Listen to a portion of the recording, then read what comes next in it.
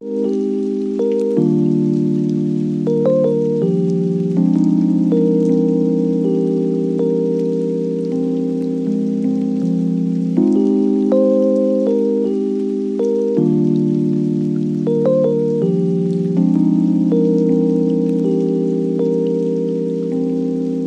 people, what's up?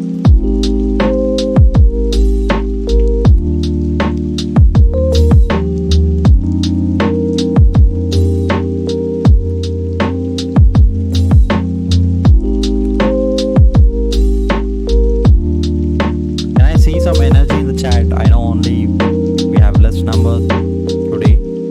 I'm sure it will increase over time.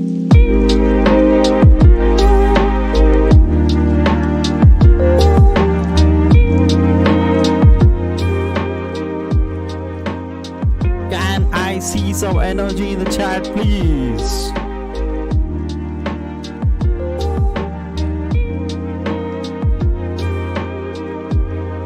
What's up? What's up? What's up, people?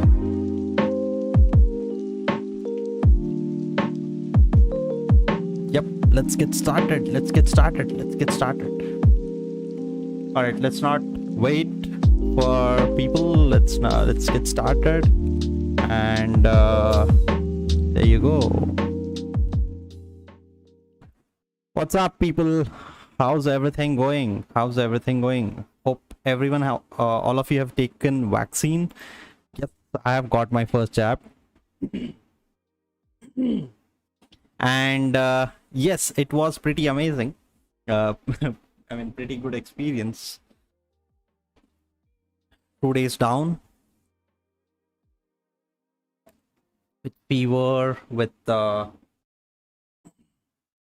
whatnot, body pains and everything, but now I am good. I am back. But definitely I'm not kind of, you know, threatening you or whatever.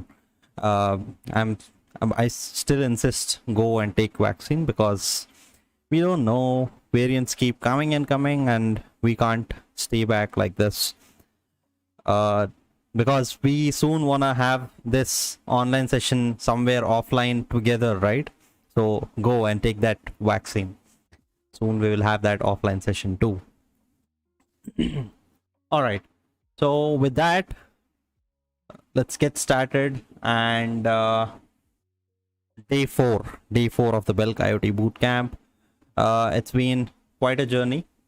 We are close to the end, and this is I mean, even today, today's episode would be super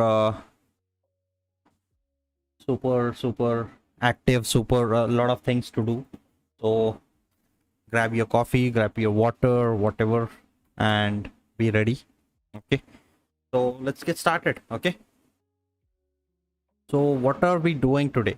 All right, let's look at, I'll show you my, we will be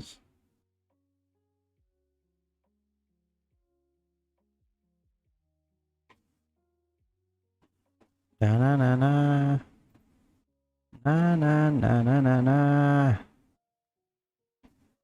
na na na. Okay,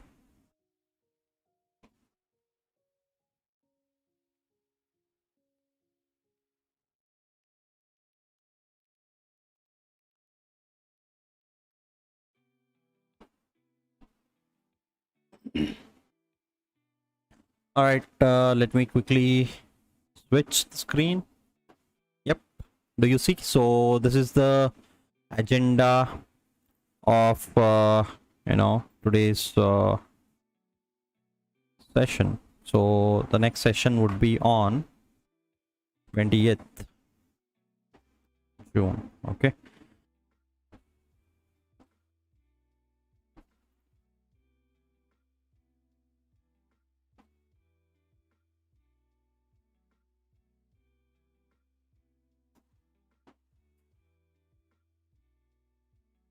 it's not LED, it's bulb. So let's get started. So we will be quickly looking at the ultrasonic sensor, the sensor that I asked you guys to purchase, which was optional, but you know, we will look at it, how it works, how it how the things are, and let's let's try it out. Okay, if don't worry guys, if you don't have that sensor, don't worry, you can take it later and still watch this and you can try it out. It's just the intent of bringing in, we had already covered few sensors, but those were internal sensors, correct? The intent of bringing in this part was to show you how to connect the external sensors and few other things. All right, so that's the thing. We will quickly connect the one external sensor, and then for 10 to 15 minutes I'll show you what are the different sensors that are available, what are the different actuators that are available. I'll basically showcase all the hardware that I have in my lobby. Okay, in my inventory, not lobby. Yes, not all of them. Few of them are, I don't know where they are, I have to find them, but most of them I was able to, the major part of them was is with me, so I was able to find them, and I'll show you those things. And yes, and then we will go into the connectivity part. We'll also look at few other we'll also look at the drivers, drivers, what are drivers, what is the need of drivers, and all those things. So without further ado, let's get started. All right, so ultrasonic sensor. What is ultrasonic sensor? Where is it? Where is it? Yeah, here it is. So this is ultrasonic sensor. Okay, so this little piece of two eyeballs, right? These look like two different eyes of a human being. So this is an ultrasonic sensor. How it works is, basically it has one transmitter and one receiver. Okay, what they transmit is, this transmitter, if you see closely, there is a T written here. Okay, let me switch the screen 1 second. Yep, I hope it would be better. Yeah, this is the transmitter and this one is the receiver. So what it does is, it's basically a little kind of a frequency generator, or I just to understand in a layman terms, it's just a speaker that's available out there. Okay, so what it does is, it works similar to your bats. How do you know guys how these bats work? I mean, not the cricket bat, that the creatures, the flying creatures, bats, Batman's bat. Okay, so do you know how they work? We don't need this, let's put it aside. Okay, they make some sound. Okay, they make some sound. That sound goes and hits some obstacle, and they get that sound back. Then they I mean, if they get that sound back, it means there is some obstacle, so they take a diversion. As simple as that, right? So it also works in a similar thing. So it works, so it transmits a sound, and if it hits any obstacle, let's say it's transmitting a sound, and at the top here is my camera, it hits my camera and it goes back. Then it can so basically it's detecting that there is some obstacle here, right? And it is able to understand that there is some obstacle here at this amount of distance. So how is it working internally? So we all know, I'll grab my pen. So we all know the speed of sound is 340 meters per second, correct? So the sound wave, whatever sound I am talking, whatever, like in the real world, if I am talking something, the sound waves that are generated, they travel at the speed of 340 meters in a second. Okay, so that's the speed of the sound. Apologies for the bad handwriting, but I hope you're able to understand. Okay, so we basically, with this sensor, we will be able to calculate the distance. Okay, all right, so we will be able to calculate the distance. Oh, I just realized that. Okay, this is turned. Okay, this, I hope this would be better, but I will not be able to write. Anyway, let's write here. Okay.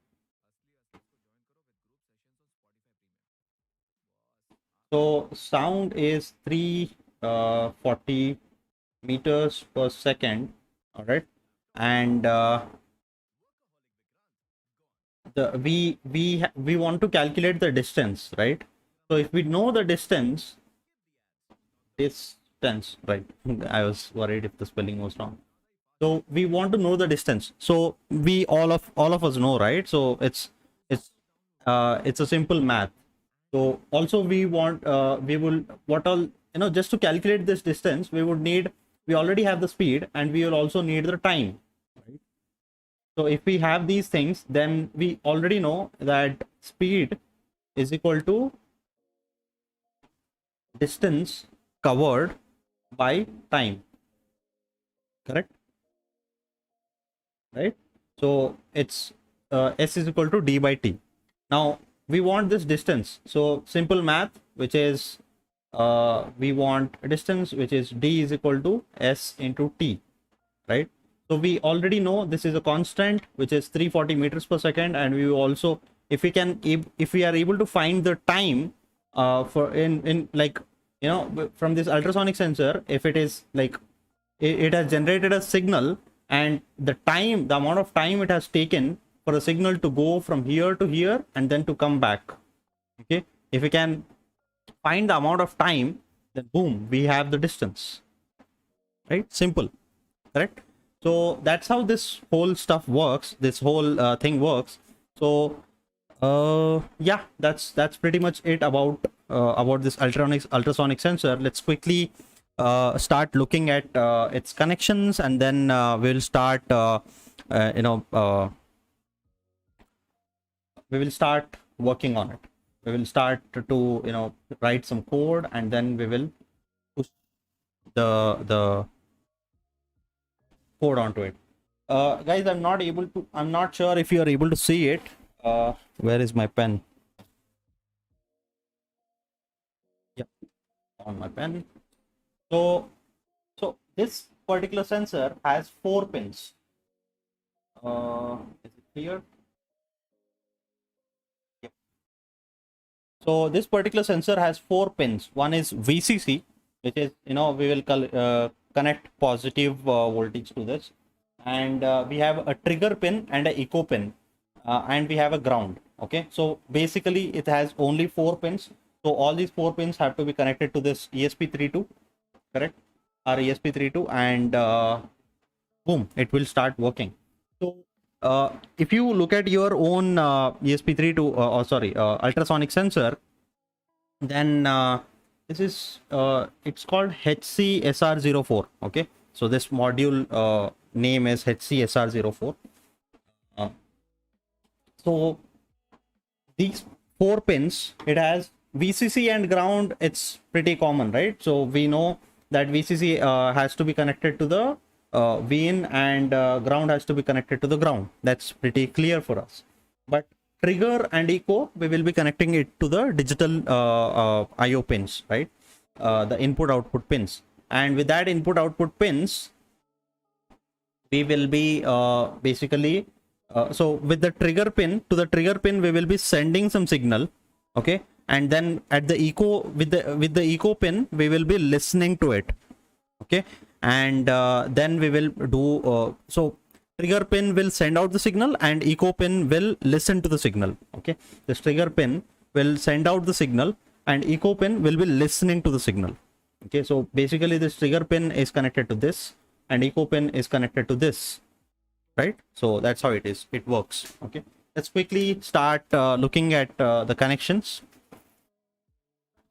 So you just have to pull maybe 4 you take this thing and mount it somewhere like this.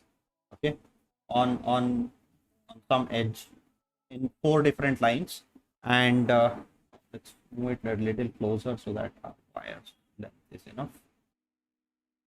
Okay, and First, connect the VCC pin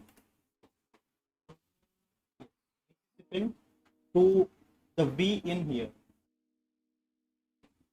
It right? Yes. So guys, for those who are wondering what is V in, usually we use it to supply some external power, but in this case we will be taking that power from this board, because it would be high, and we will be giving that power supply to this sensor, because this sensor also has needs some thing, I mean power to run, right? Like to generate that signal and all those things, it also needs some power to run.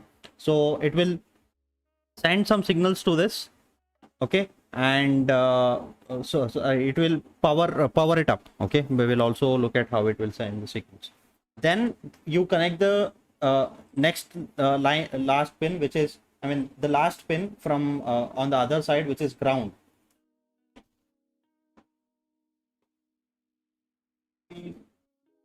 and connect it to the ground here. Okay, here you will see V in and ground, so connect it to the ground. Boom. Take one more pin, male to male jumper wire, and give me a second here.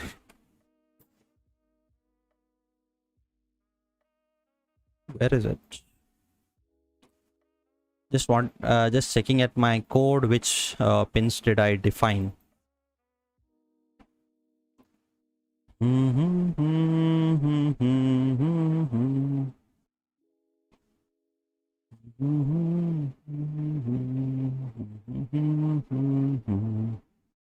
Okay, so I have used pin number 23 and 22. Okay, so 23 is connected to I'll show you the code in a while, or shall we switch? Yep, let's switch the screen. Okay, so you're also looking at the code now. So 23, pin number 23 is connected to the trigger pin. Okay, it's connected. Pin is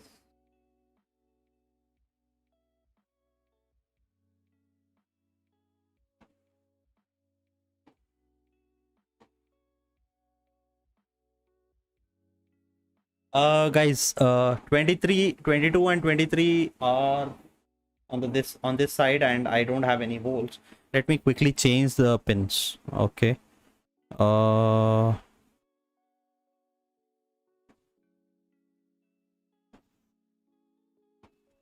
okay, what, ESP32. By the way, guys, you preferably for this thing you need a PWM pin. So check if check and see which PWM pin are available on this side. We have 12 and 13. Okay, so we have 12 and 13. So let's use them. Let's use pin number 12 as trigger pin and 13 as echo pin. So pin number 12 as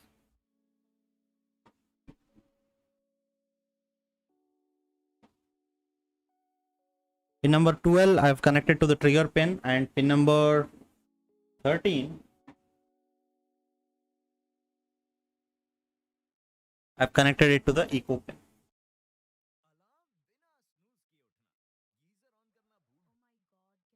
Simple. Were you able to understand the where's the chat? Were you able to understand the connections?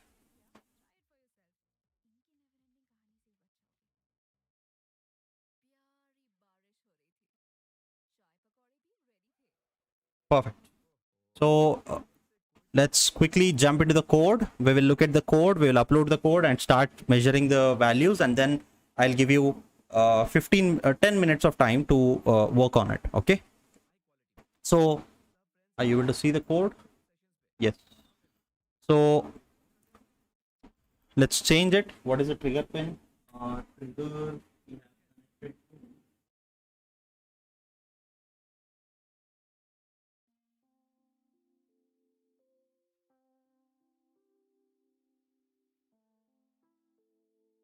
trigger we have connected to pin number 12. and this one to 13. Okay, cool. Let's quickly look at the code. So this is trigger pin, okay, which is, you know, one of the pins in the four pins of the ultrasonic sensor. So it is connected to pin number 12 of our ESP32. Echo pin is connected to pin number 13, and then duration, we have defined this variables. I'll let you know what they are. And then look at this thing. This is very important. So this is a sensor, and I told you trigger pin will be generating the signal and echo pin is listening to the signal. Okay, now although this is a sensor, but it is also taking information from outside. Okay, earlier we made an analogy, we made a statement saying, you know, all sensors are usually 90% of the times they take in the information. Usually all the sensors would be input, but here look at the variety, because it's also giving out information and pulling in information, right? It is generating a signal, and also it is you know, reading its own signal again. Okay, so trigger pin is generating a signal, that's why we have defined it as output, and echo pin is listening to the signal, that's why we have defined it as input. You know what this baud rate is. Okay, oops,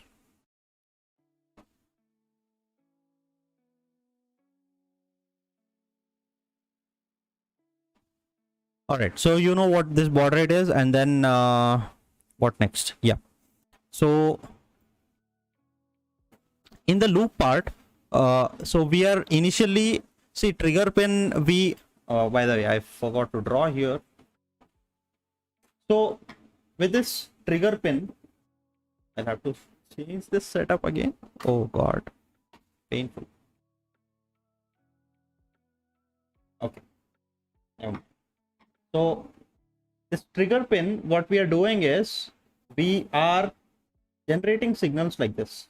Okay, we are sending continuous signals like this. We are generating pulses basically. Okay, usually pulse can be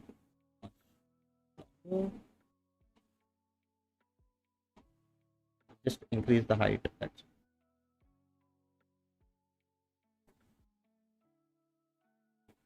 okay. So very bad at drawing. Yeah. So this trigger pin, this is trigger. So what trigger pin is doing is constantly it is going high, and it is staying there for, let's say, 10 microseconds, and then it is coming down. So it is basically creating you know, pulses like this. It is just hitting out pulses constantly. Okay, so it's creating that pulses. Understood? That's what we are doing here in the code. We'll again look at the code. Kaboom.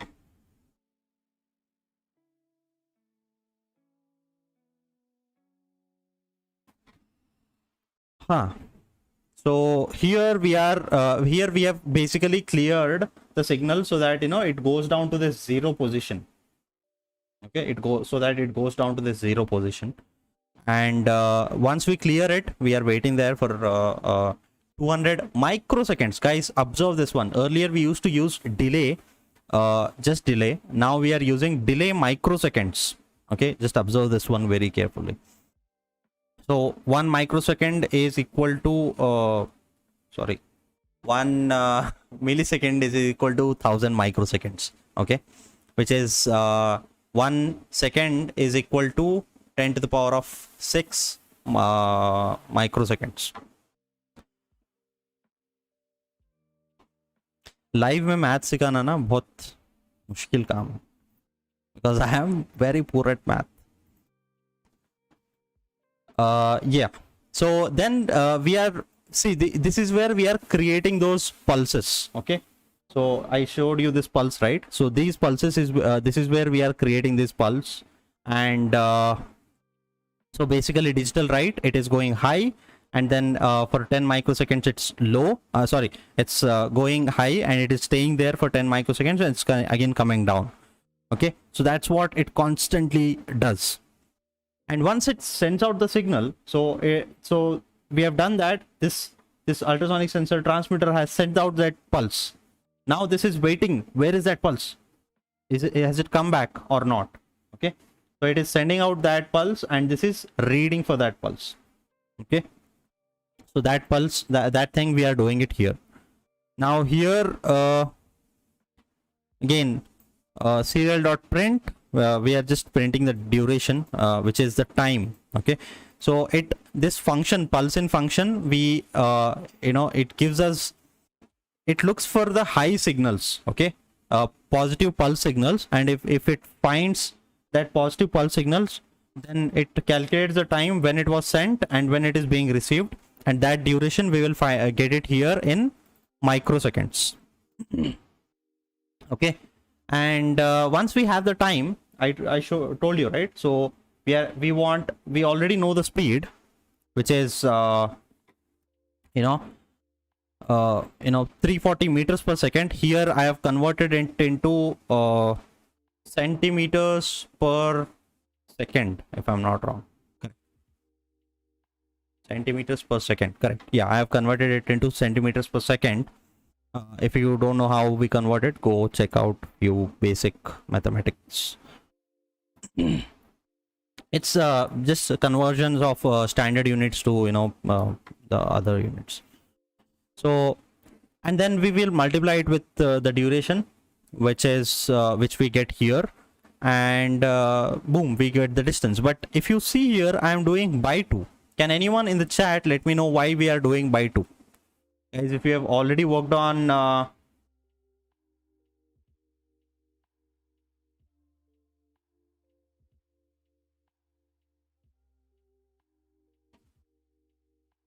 Ganga, you say 1 second is equal to 1000 microseconds. No, it's not. 1 second is equal to 1000 milliseconds, and 1 second is equal to 10 to the power of 6 microseconds. Okay. Yes. Can anyone tell me? Correct. So it's doing a two-way distance, right? So it's sending the signal and it's also getting back the signal. So it's basically twice the distance that we are calculating, and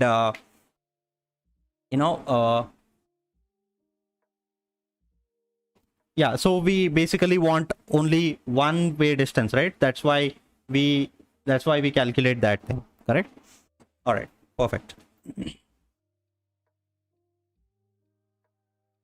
That's it. And then at the end I have added some delay because I love delays. Whatever. Guys, there's one fun concept, one interesting concept that I watch. There's a good YouTube channel. I would like, actually I this is interesting, that's why I'm suggesting you guys to watch it. There's an interesting channel which I like, which is Veritasium.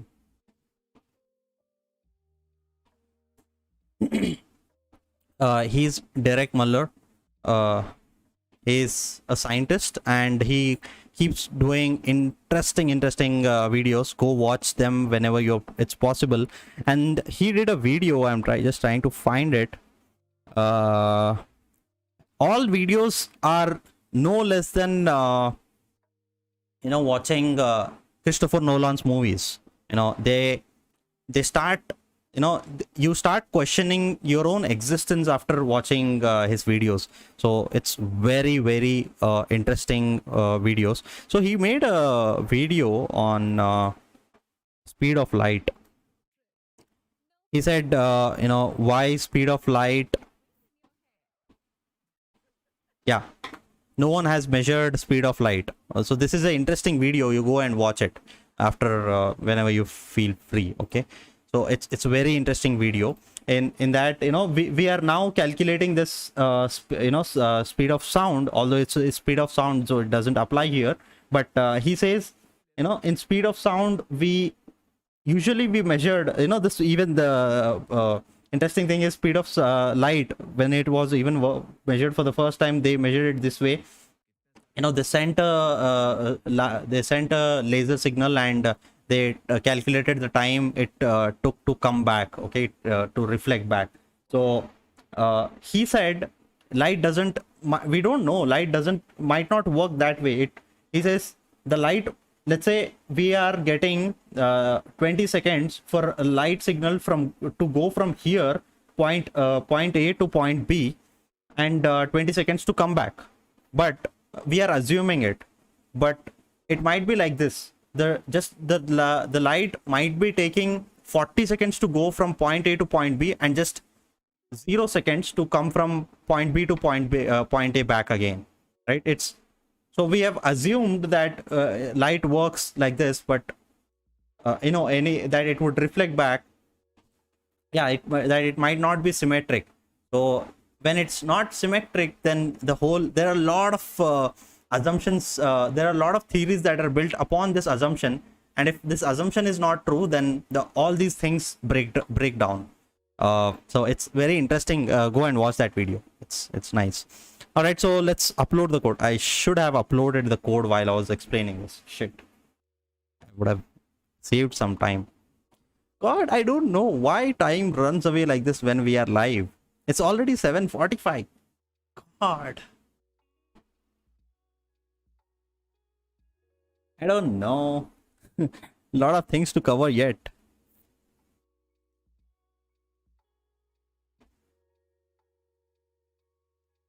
Man, अरे upload हो जा भाई जल्दी. Anyway, it takes its own time.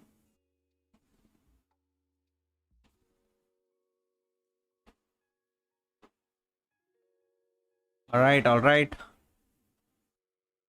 Come on. Boom. It's uploading. It started upload. Oh God, what's the error? Fatal error. Timed out. Waiting for packet content. Interesting.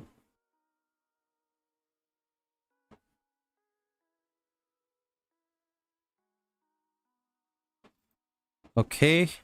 Let's try again.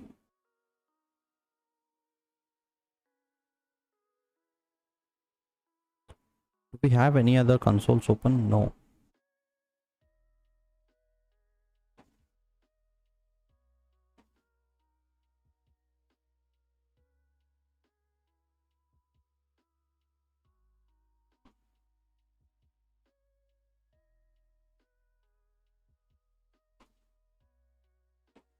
Okay. So one way of debugging it is remove the connections. Okay, for now. Let me hold it like this and then try and upload it. Sometimes, it happens if you have connected things, there is some some pins have been pulled down or pulled up. It might also cause that error. See, that was the issue.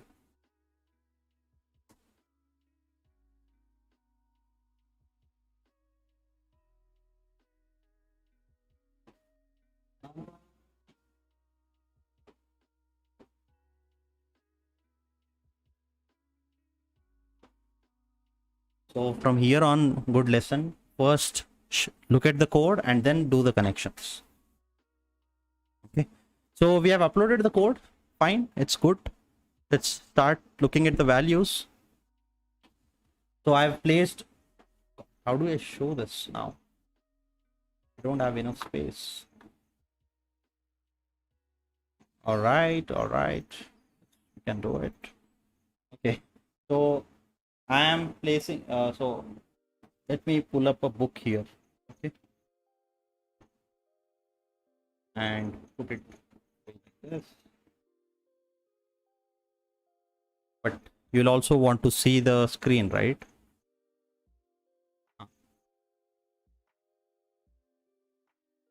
Why is the distance always 0? Something wrong. Hmm. Let's debug.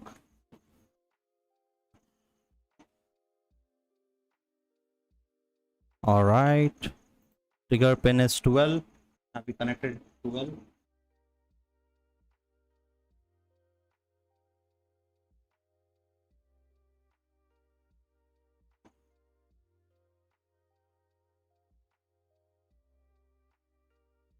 Trigger pin is 12. Perfect. And echo pin is 13. Is 13.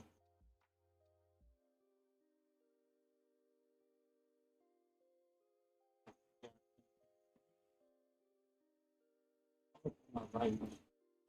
Why is it not showing the values?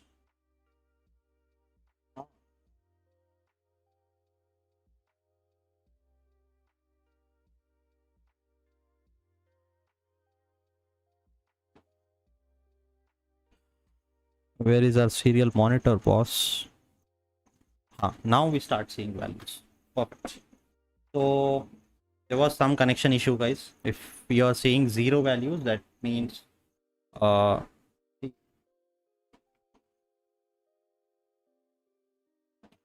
see, I put my hand here. It's roughly 3 centimeter apart, and it's doing exactly the same. If I move it, start increasing the value. Okay, you see it? Oh God, I am pushed it behind it. Okay, go again. 3, 5, 4, yeah, 4.44, and then 7, 11, 12, 24. Just increasing like that. Okay, cool. You want me to give, guys? I really don't think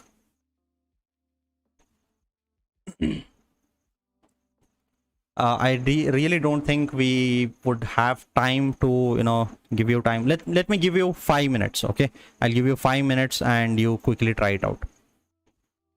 Sure. Count down for 5 minutes. Yeah, your timer started. Go ahead. Let's go. Start. Yeah, 5 minutes to do it. I'll play some music till then if you want.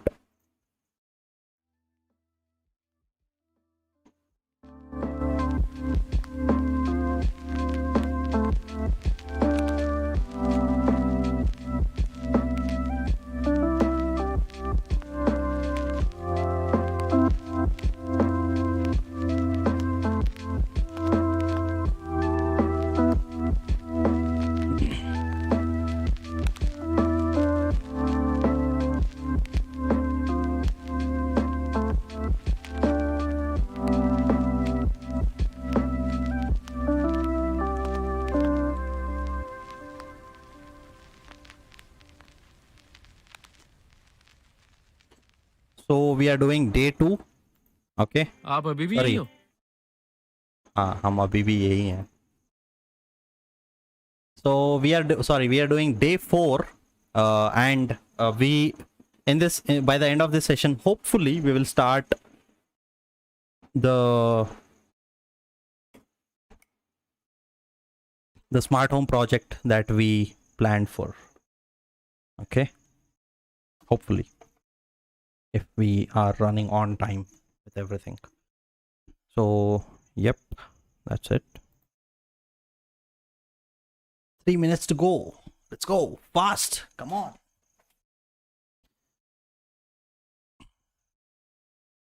Guys, drop in the chat once you're done. Once I get some 5 or 6 dones, then I'll move ahead.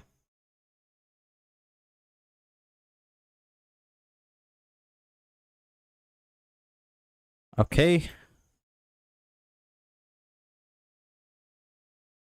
Akshat done. Rahul done.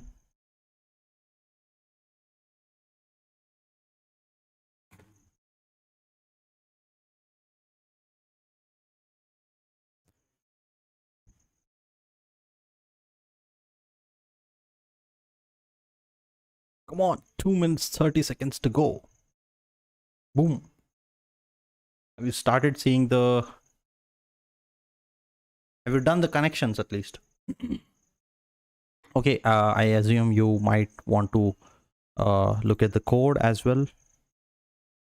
Here's the code for you. Okay.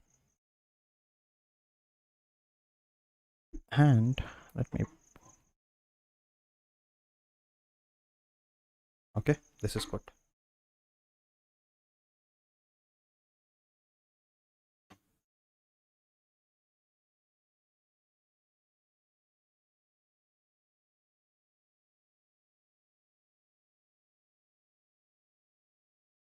Only 2 people done.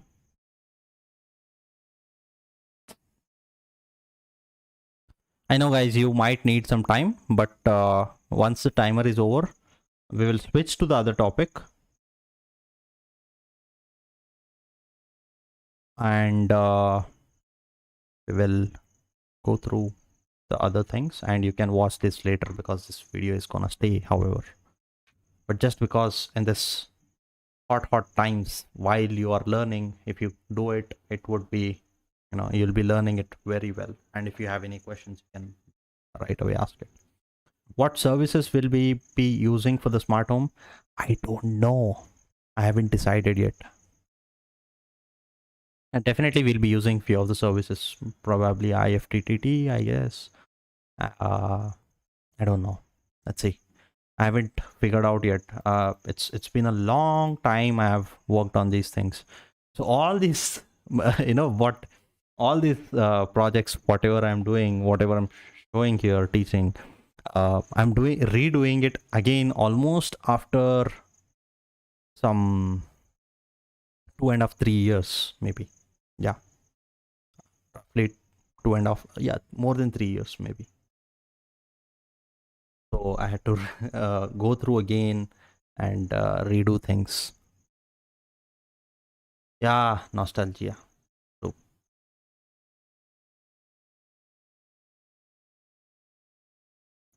all right, 5, 4, 3, 2, 1.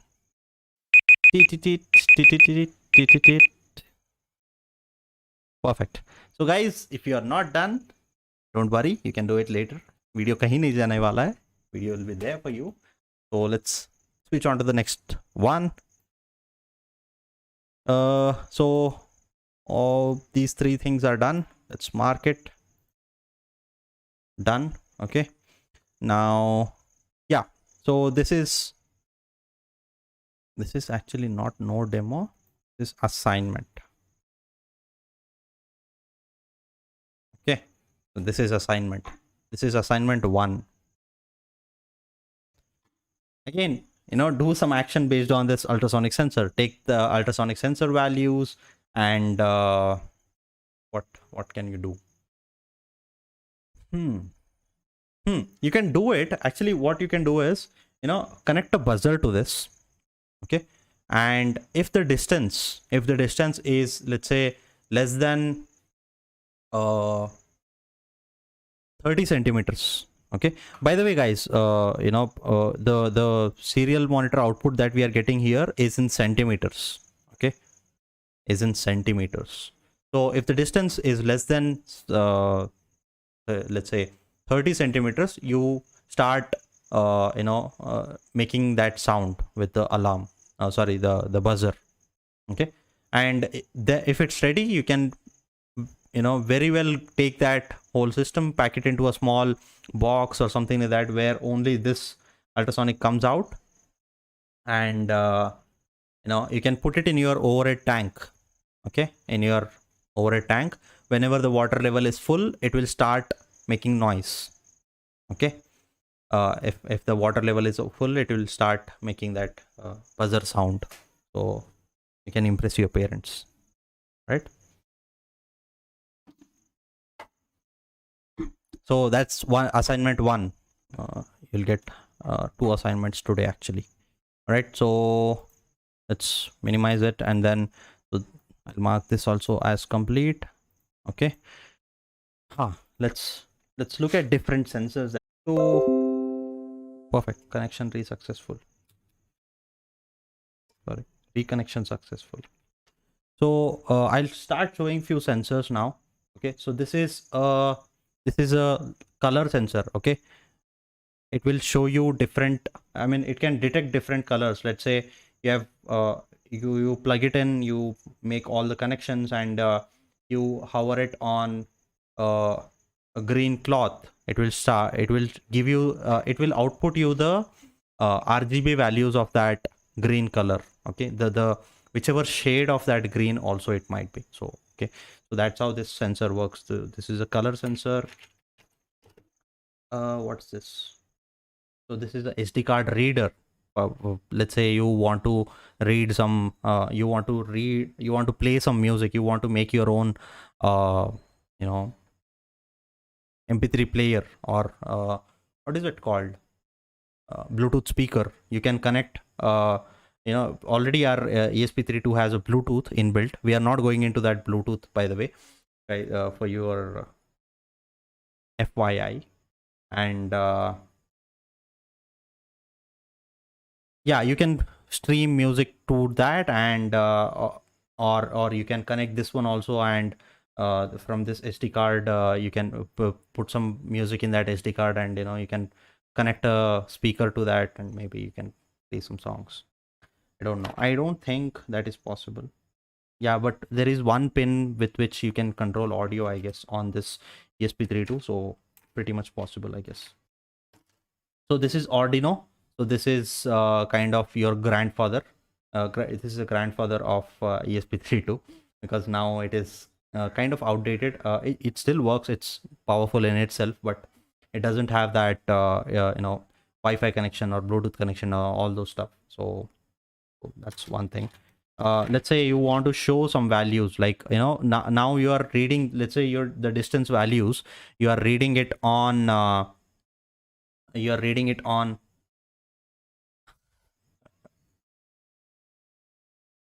BelkIoT. Okay, because this is actually, this color is in green. This is in green color. That's why it's showing. It's masking that chroma key effect is happening here. Anyways, okay. So this is a LCD sense. Sorry. Yeah, this is a LCD screen, 16 by 2 LCD screen.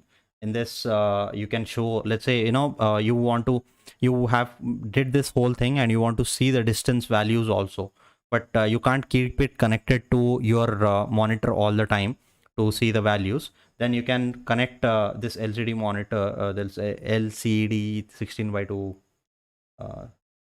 screen, whatever you call, and you can start showing those values on this one. And you can power this. By the way, guys, you might have question, if I wanted to connect, put it in my overhead tank, how should I give power supply to it? You can just put a power bank to it.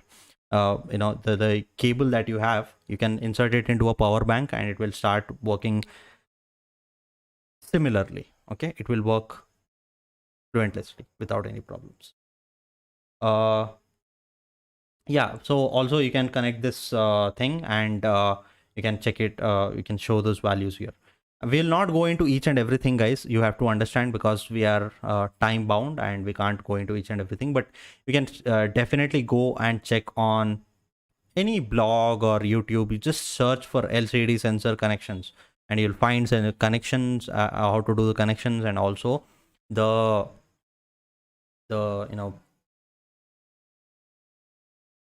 code maybe also. Yes, so understand this, guys. This bootcamp is not to teach you everything, but this is a guide way to show you how to start, how to learn things, basically. Okay, if that makes sense. Okay, so this is so this is a servo motor. Okay, usually the motors that we have, once you plug it in, they'll start running at high speeds, right? So this is not that kind of a motor. This is a servo motor. Let's say if you give it uh, uh, you can program this motor. Let's say if you want it to move at 90 degrees, it will go to this thing, and it will go to this place, and it will stop there. So these are used in, let's say, robotic arms, the robot's hands, robot's legs, and all these places. The reason they work like that is because of these servo motors. And interestingly, it does a very nice sound. I love this sound. I don't know if you are able to hear it. Okay, so that's one. So guys, by the way, this is also a servo motor, but this servo motor has, if you see closely, there are gears inside. It has plastic, and this servo motor has metal gears. The advantage of having that metal gears is that you know uh, it can lift even a higher load. It will have a better torque, and it can lift better loads of it can even pull a better load, if that makes sense.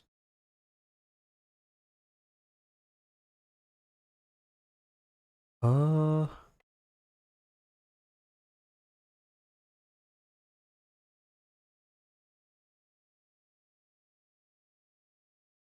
Guys, can you hear me? Can you hear me? There is some error here. It says streaming has stopped. Can you hear me? Can you hear me in the chat? Let me look at the chat.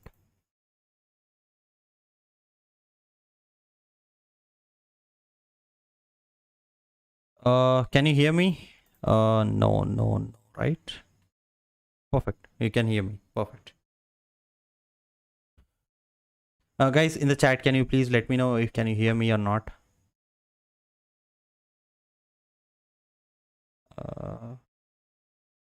Okay. So Sumit says yes. So I'm assuming he's not answering to the question. Is it buffering? I'm assuming he's letting me know that I'm audible. Perfect. Yes. Okay. So there are a lot of other sensors. So this one is a it's very tiny, but it's a GPS module by in itself, and it can give you the GPS coordinates wherever you are, in whichever position you are. Yeah, that's about it. And yeah, this is a accelerometer. So this is an accelerometer. It shows you, if a device, you have your phones, right? If you like, it has motion sensor in it. If you tilt it this way, it will tilt it. There are few actions that happen based on tilt, right? So you can use such this sensor to basically use such functionalities. What else do I have? So this is this is called as GSM module. Okay, let's say, again, this is in green color, that's why you're seeing blue all over. uh,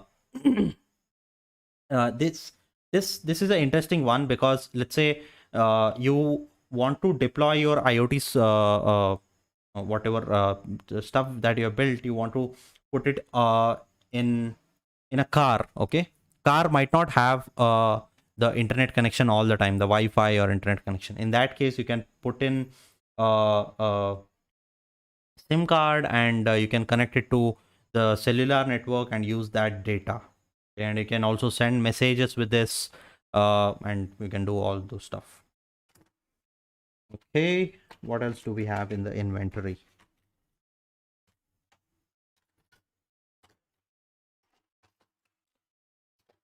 Yeah, this one. This one is actually broke, but this is a thermocouple. Okay. So this basically helps in measuring the temperature. But the interesting fact about it is, a lot of people might say we also have LM35, but LM35 is used, the range of LM35 is, if I'm not wrong, minus 50 degrees Celsius to 150 degrees Celsius. But this one, you can use it up to 3000 4000 degrees Celsius, and you can use these sensors in what we call furnaces, and all those things, and you can measure those values. So this is a kind of industry grade sensor, we can say. No, but it's not, because it's not well calibrated, I would say. What else do we have? uh A lot of other things are there, but we would not go into them because I haven't covered those. Perfect. Let me close my dabba and put it aside.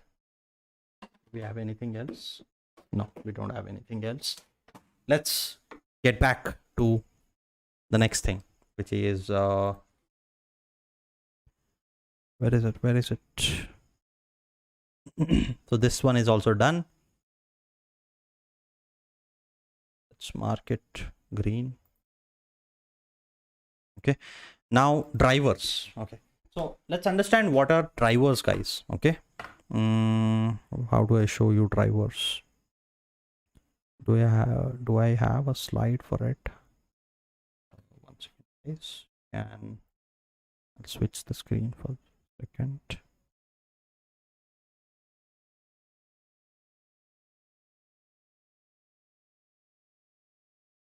No, I don't have a slide for it, but yeah. See, understand understand this way. Drivers, what come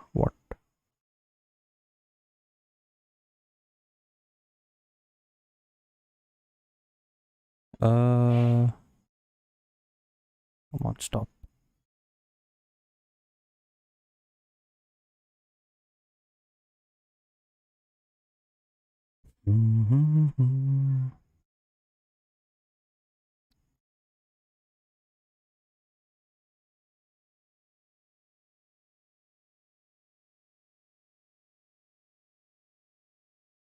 Okay, so understand drivers this way. Or is, let's say we have a motor. Okay, we have a motor. I'll show you a motor.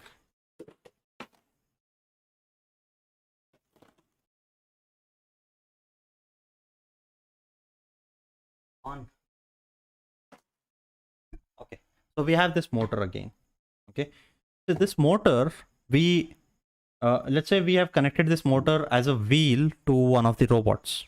Okay, now we want this motor to drive, we want this wheel to go forward, and we also want it to go backward, right? In that case, what we would do is we would connect let's say positive channel to, I mean positive supply to this one, which is 5 volts, and negative supply or ground to this one, which is negative volts. Okay, 0 volts or ground. Okay, and it would rotate in one direction. It would rotate in this direction. Now I want it to take reverse. Okay, now in that case I will have to supply 5 volts to this one and 0 volts to this one. Then it will go this way. Okay, fine, which is, you understand it. Now I have put it as a wheel. I've connected everything. I am accessing it to a with a remote control, or even with a wired remote also. But I can't go and switch, change those wires, right, all the time.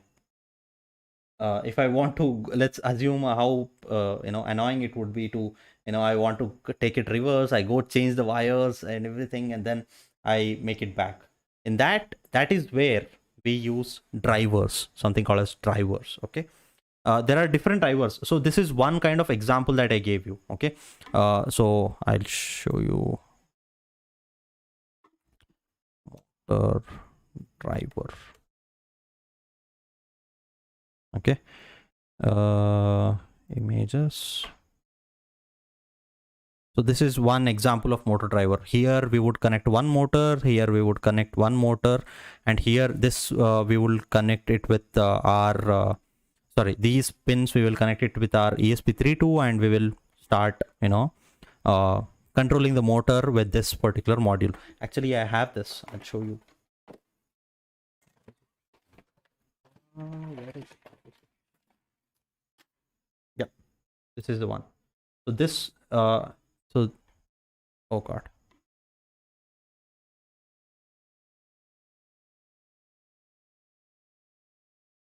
I hope now you will be able to see it. So this is same as this one. Okay, so this is a motor driver. Now why do we need drivers? A lot of actuators. 90% of the cases, drivers you'll be able to see with the actuators. Okay, motor is an actuator. Okay, our motor is actuator, and we will see drivers always with these actuators, because we want to control how we want to drive those actuators. Okay, so these are the drivers. They control how these actuators work. They make these drivers kind of dynamic, okay, to work either ways or something like that. Okay, a similar driver is this one, and this is this I gave it just for example, just for your knowledge, but a similar driver is this one. It's a little untidy, but okay, because there's a lot of glue and all those things around. Okay, so this is called as a relay. Okay, we'll quickly look at the screen also.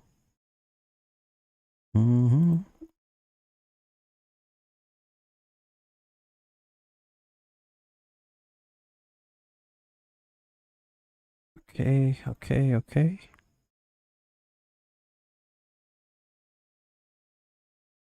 So this is a relay driver. Okay.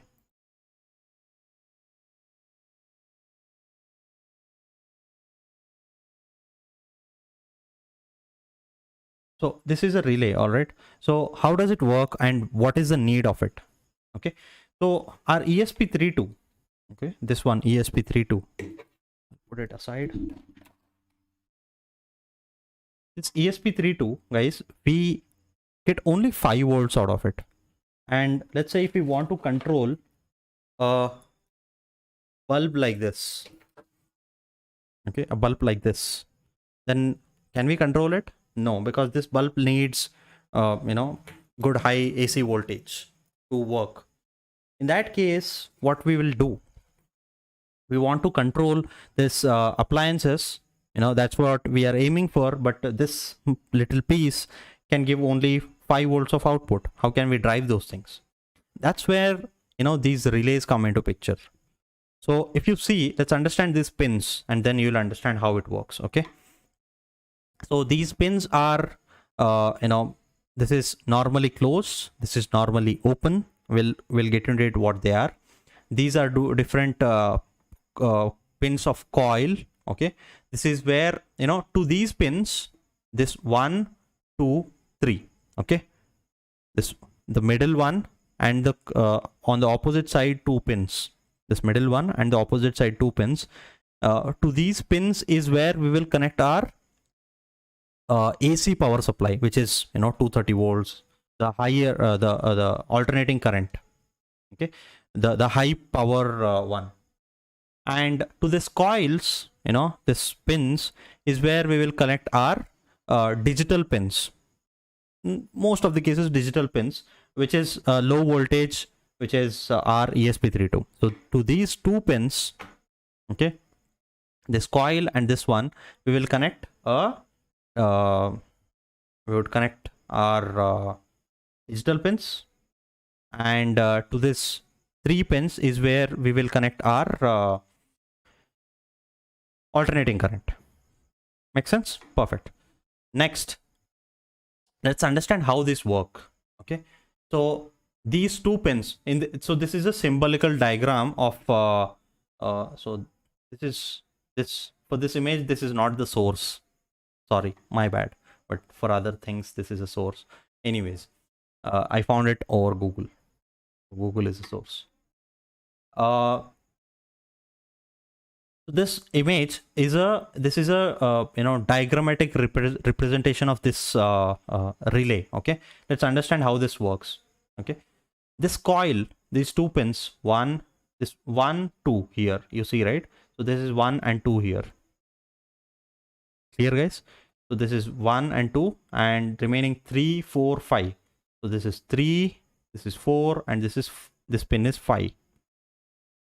So these 2 pins, to these 2 pins on the left side, we will connect our ESP32. Okay, we'll connect our ESP32. On the right side, these pins is where we will connect our AC power supply. Usually usually we would connect one wire. No, we'll not use all the 3 wires. We will use 2 wires. One is, we'll not use all the 3 pins all the times. Only 2 of them are used in any given situation. Okay. So one wire by default, which is giving power, will be the I mean, AC doesn't have positive or negative, so it doesn't matter. So one would be connected to the COM, which is common. COM is common, okay? And the other wire would be connected to this normally open or normally closed, depending on what kind of thing you want. Now what happens?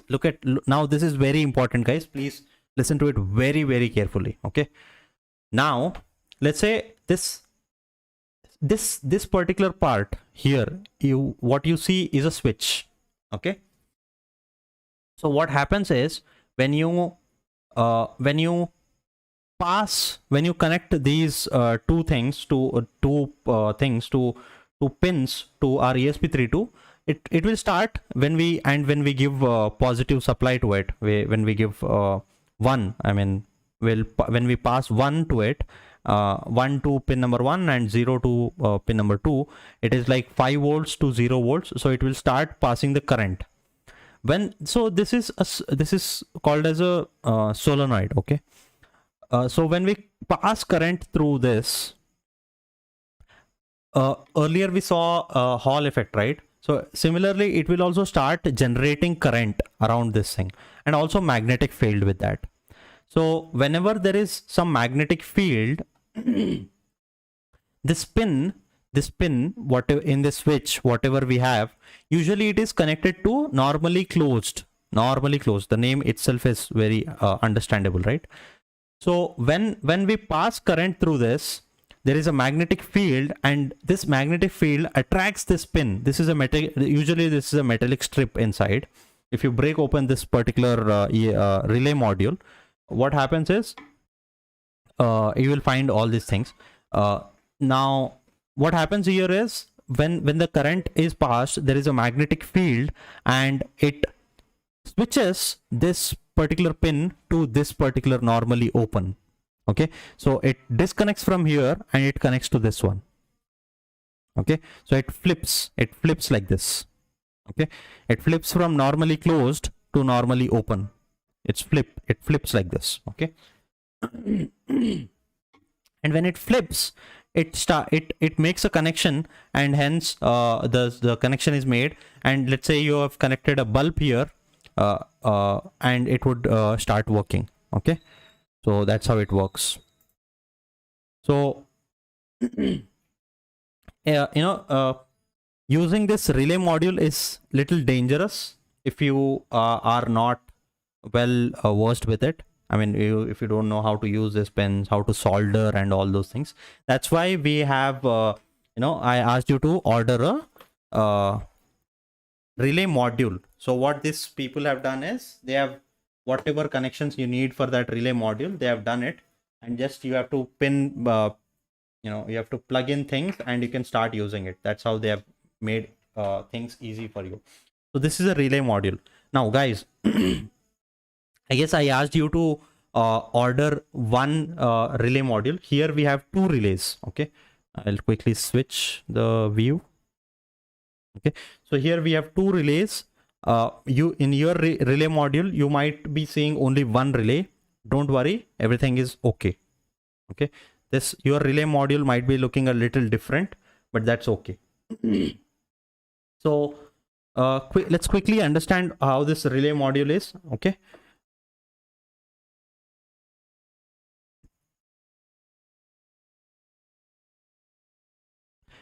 yeah, this image was, I picked it from this website, so I put the source there.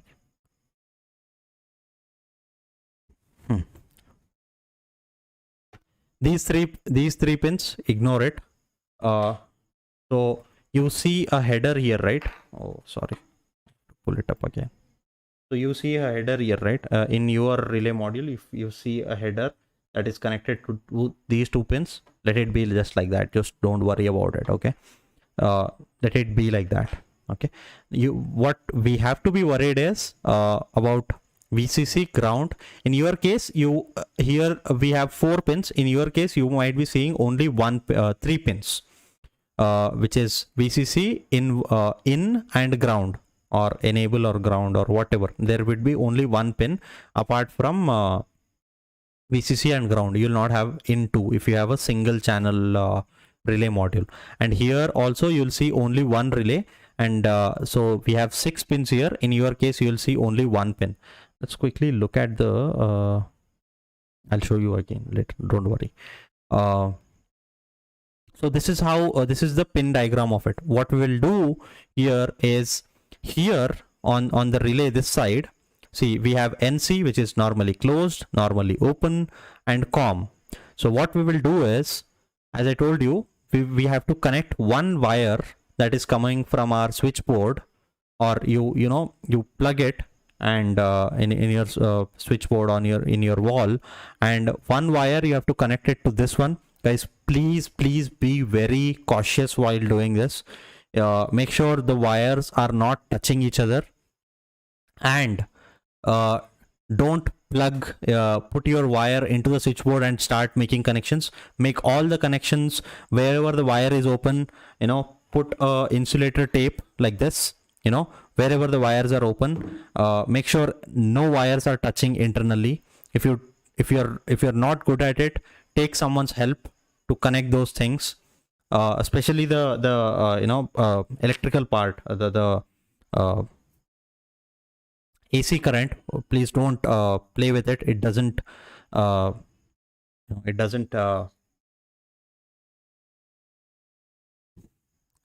look who are you. It just fires at everyone. It's that kind of thing. So one wire you have to connect to normally open, and one wire you have to connect to COM. Okay, common. Simple, right? I'll show you. You'll have one more diagram where you'll understand. Your ground will go to the ground pin of ESP32. Your VCC will go to the VCC pin of VIN pin of ESP32, and one pin will go to one of the digital IO pin, or D1, D2, D3, D25, D35, whichever pin. Okay, so that's what we have to do.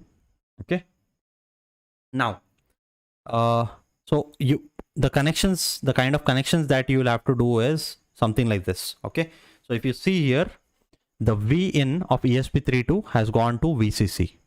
Okay, the ground has gone to ground.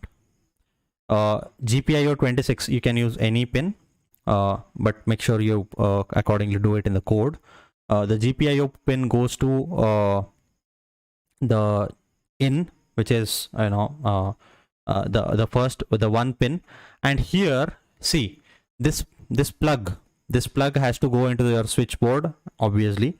One wire from that plug, okay, has to come here, has to sit in this one, and the other one is going to the bulb, and the other wire, okay, the second wire is directly connected to the bulb. Okay, so assume this one as a switch, guys. Okay, here is a switch, a button that you have placed, and that button, this switch or button, you are controlling it with your ESP32. So by default, your bulb would be connected to your power line, and whenever you want this bulb to turn on or turn off is in your hands now. You control it based on with your ESP32. Okay, makes sense? Let me quickly look at chat if we have any questions.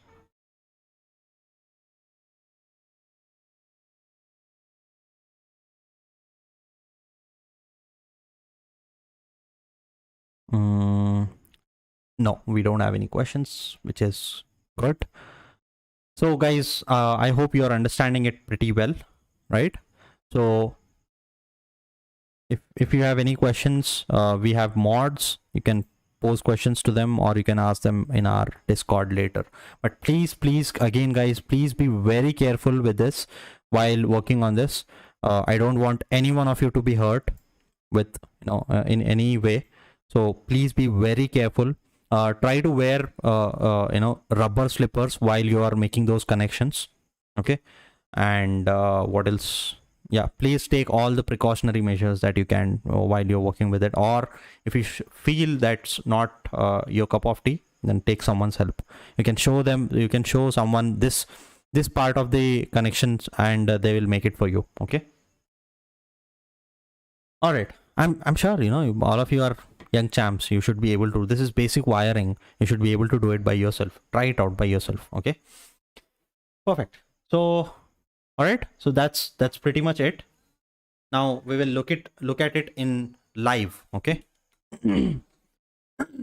Let me quickly switch. I'll show you my setup, my whole setup. Okay. So this is my plug, and this plug, this wire is going and going and going, and in between we get this relay module, like you are seeing, like you've seen in the diagram, and this blue wire goes to my bulb, and the other wire, the yellow wire, just goes straight like this, just goes straight to the plug. Okay, now I'm not plugging it in right away. Let's make all the connections. So guys, when you're also trying, don't plug it right away into the, I'll give you one little interesting trick on how to check if your device is working properly, and then you can connect it to your wall. Okay, so I'll quickly remove all these connections. Okay, so we'll put it aside, and we will put our this thing here. Make sure you don't put it on this one, because if any of the pins below this short because of this one, it would be again a problem. So a pretty simple connection, right? So we will switch it. I'll make the connections guys quickly. So the VCC pin is going into in. The in pin is going to ground, is going to ground.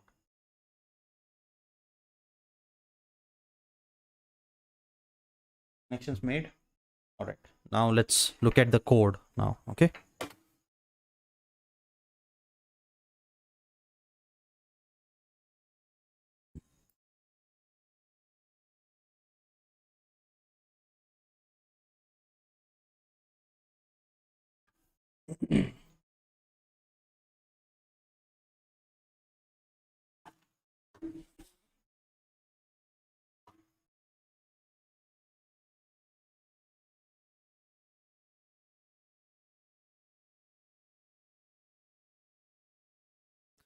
Okay, we have now, this is very simple code guys, very simple code, just like your LED blinking. Okay, now just connect it, just upload this code, simple code. I need not explain anything here, because we have relay and we have connected it to pin number 26, and everything is clean. Okay, so we are uploading the code, and the code uploads. Okay, while you are uploading code, again make sure you remove these pins so that it doesn't fail in uploading. Boom, boom, boom, boom, boom, boom, boom, boom, boom, boom, boom, boom, boom.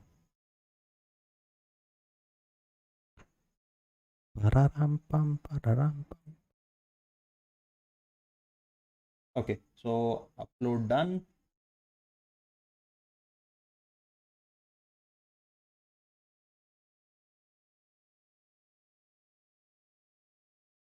Okay, so guys, some interesting thing is happening here. I'll move my mic closer to ESP32. I'm not sure if you are able to hear it.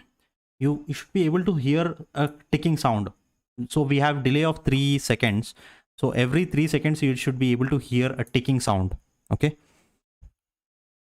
let's see if you are able to hear that ticking sound.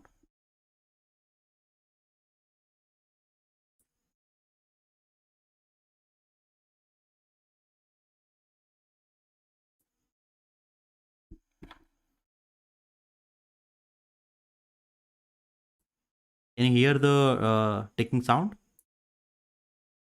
Let me know in the chat.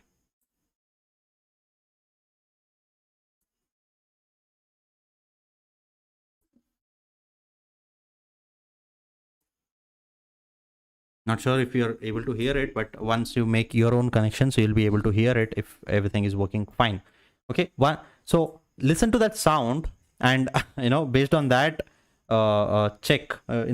Do all your checking, testing based on that sound. Like I've given 3-second delay, so every 3 seconds it should be making some sound. So if it's making that sound, I'm assuming that it is working fine. Now that it's working fine, go ahead and connect your wire to your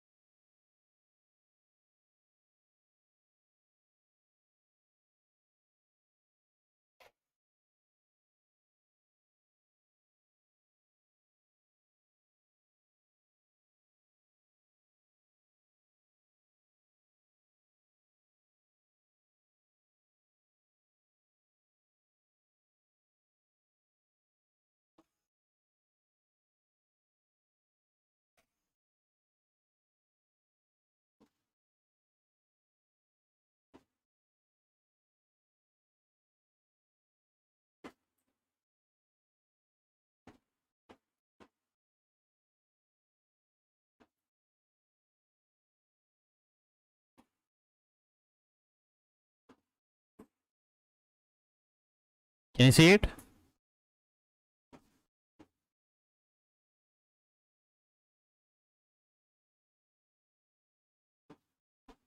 So for every 3 seconds, it is turning on the bulb and off.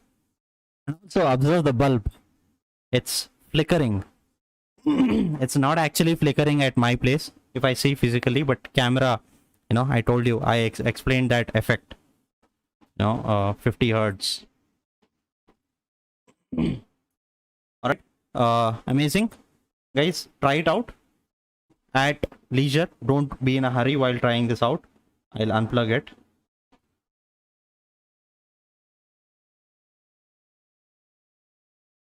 Okay. So, and once you make this connection, keep this setup as is. Okay. Keep this setup as it is. Because we will need the same setup in the upcoming in your smart home project. It's already close, right? I'm sure you're able to see it, like it's already pretty close. Now you should be able to understand that it's already close. We are controlling our bulb based as we want. Like you can play around with this code now. You can, let's say, you can put ultrasonic sensor. If the distance is this much, then turn on the bulb. You can play around as you want now, right? So you can mix all your code and make a khichdi out of it. Okay. All right. Make sense?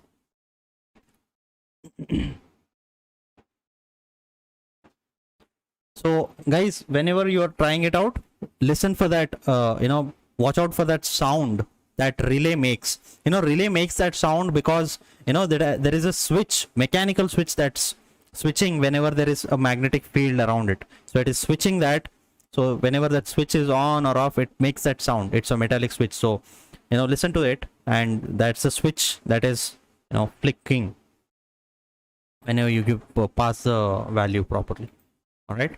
So with that, let's move to the next thing. So all these are done. We have looked at what are relays and everything. Definitely, again, we are out of time. No, but we are still doing better this time because we covered a lot of things in just 1.5 hours, which is good. Again, now all these days we were just working with this our little kid, our child ESP32, right? It's very little but doing a lot of things for us. Now we connect this ESP32 to our internet. All, Internet of Things. We are talking about Internet of Things, and internet was never in the picture all these days. Now let's bring in the internet. Okay, so this ESP32 has inbuilt Wi-Fi. Okay, Wi-Fi, it supports Wi-Fi protocol. For connections, again, as I told you in the initial days, where is my slide? Let me go to that slide.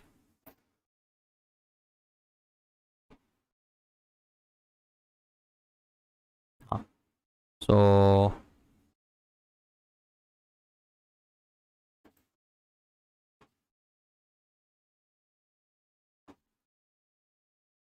chalo bhai, chalo.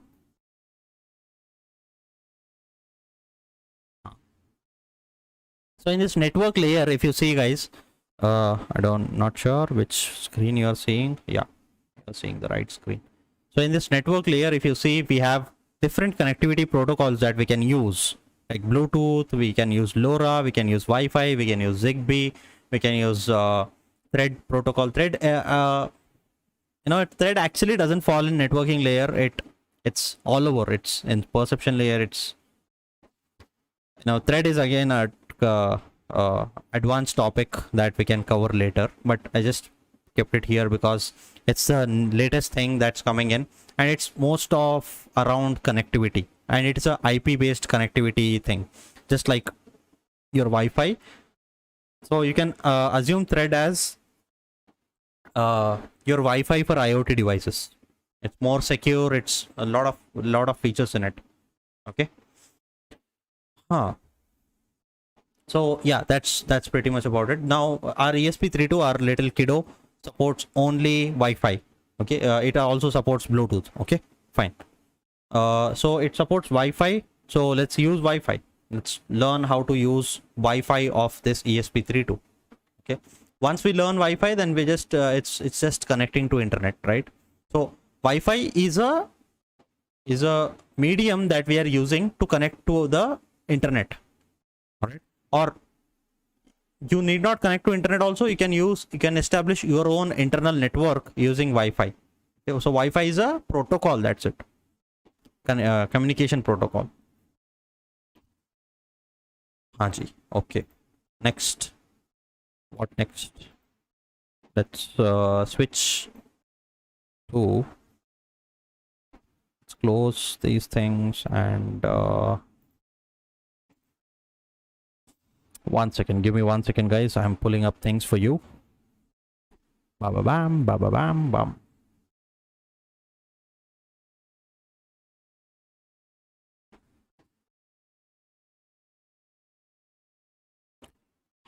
Okay.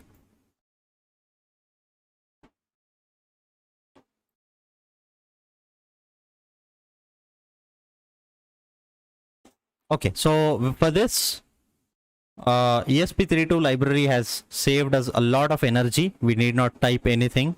Okay, so we have a lot of examples around Wi-Fi. Okay, so we can just go through those examples and we will be able to understand those things. Okay, so in your code, if you have already installed the ESP32 library, I'm sure you have, that's why you're working.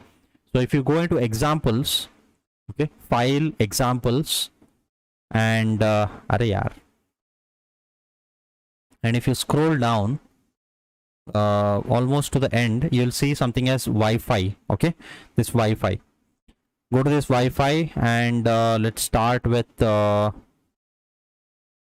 is Wi-Fi scanner? Wi-Fi scan. Okay, so we'll close this one. We'll open this one. So we will understand this code quickly and we'll run it. What this code will do is it will scan all the Wi-Fi networks. It is like your Wi-Fi dashboard. Okay, so in your Wi-Fi dashboard, when you open Wi-Fi in the configuration setting or the dashboard, you see all the available Wi-Fi signals, right? So it will check for all the different available Wi-Fi signals and it will list them down for you. Okay, so simple code. Here they have set the baud rate to 11,520, not not 11,000, 11,520, whatever. And yes, this is important. If you remember, I told you this ESP32 supports Wi-Fi in two different modes. Okay, one is station mode and the other one is access point mode. Okay, I'll quickly note it down here for you guys. Wi-Fi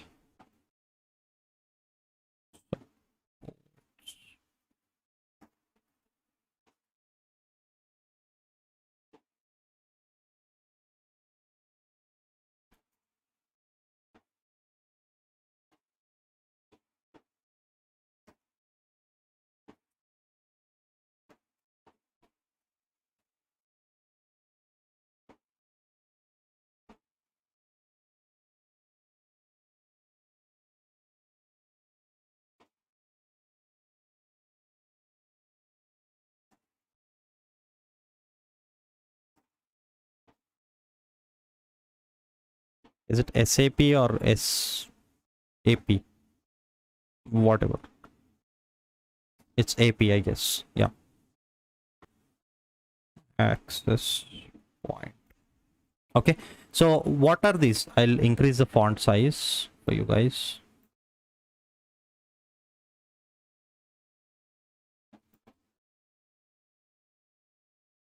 So what are these two different modes? This station mode is just like your, when it is in station mode, just assume that this is your mobile phone or laptop. Okay. Access point mode is your in this case your ESP32 becomes a access point, which is access point is different from router, Wi-Fi router, but nowadays people are using it interchangeably. So assume this will become your Wi-Fi router. Okay, so it becomes our access point. So devices will be able to connect to this. Okay, in this STA mode, it will connect to the existing Wi-Fi access point, and in AP mode it will become access point and it will allow other devices to connect to it. Okay, interesting, clear? Yes. Chalo, next let's look at the code again. So here we have given as Wi-Fi STA, which is the station mode. Now you want to see what are Wi-Fi signals available, then you have to be a station, right? So you have to be, when you want to look at the available Wi-Fi access points, so you have to become a station, like your mobile or something like that, right?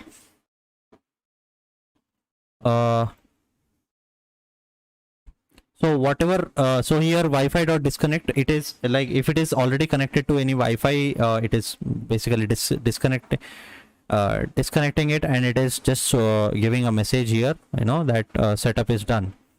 Now here we have printed scan start. Now it is Wi-Fi, this Wi-Fi library. Okay, we have to import this header. Now this is again a concept, guys. We are using Wi-Fi dot header library. Okay, so this is a library that someone have built. So they have written all the code inside it to access this particular Wi-Fi, and the general code, whatever we need to scan, to connect to network, to disconnect, and all those functions, they have written it and they have put it in this package. We can pretty well shamelessly go and use this packages and make our lives easy. Okay, so they have written a function which is scan networks, and with this it will scan the networks that are available.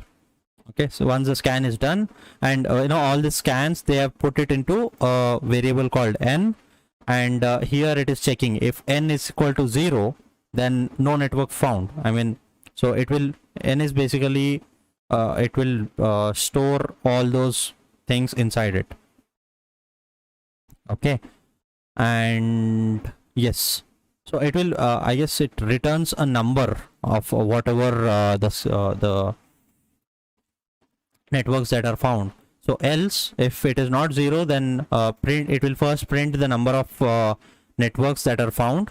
It will say 5 networks found or 2 networks found in my case maybe, and then it will go here and in the for loop it will start printing all the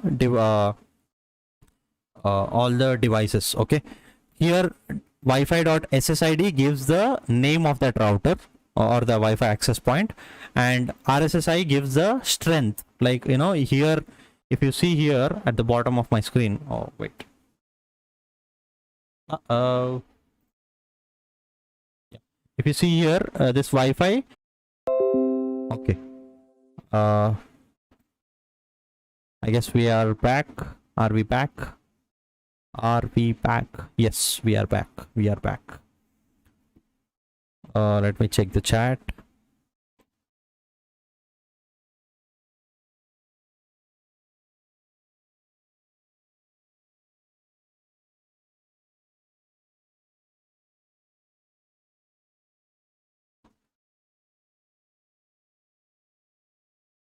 I guess we are back now.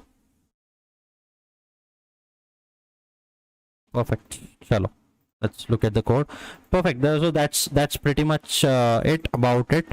And yeah, let's upload the code. I'll put it to the boot mode and Control U. Start uploading the codes.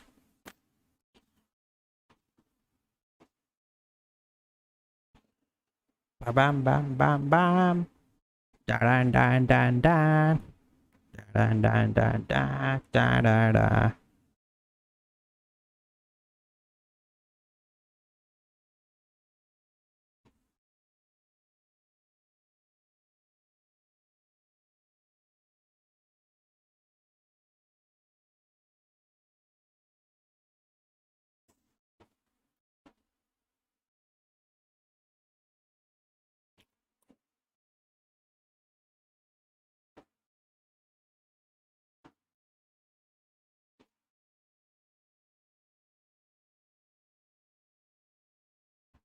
Guys, are you able to follow it? How is it? Yes, no. How are the things? Are you able to understand things properly or not?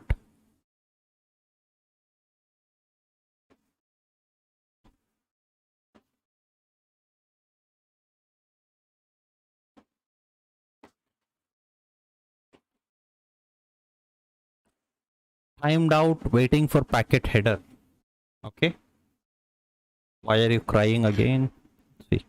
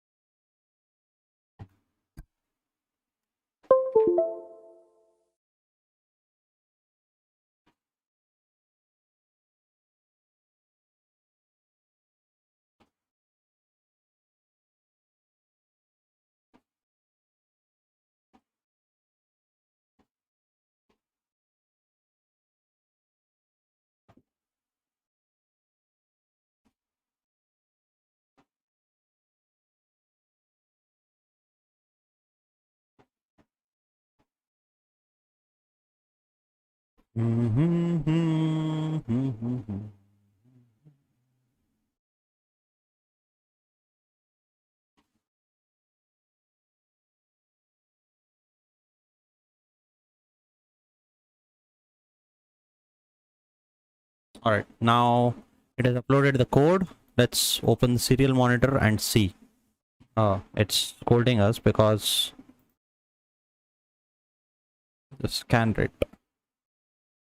Press scanned. So there is only one network, which is my network. Okay, there is one more, the second network. So guys, the lesser the minus, the lesser the RSSI value, I mean, sorry, the higher the value, the better the strength. So this Belkeri ask has -60, which means it has better strength. This Prashant has let's say -89, -92, which means it has lesser strength I mean, this router is from the next home from my place, so that's why it has lesser strength here. Okay. All right, so that's pretty much it in this. Give it a try. It's available right in this one. All right, what's the next one?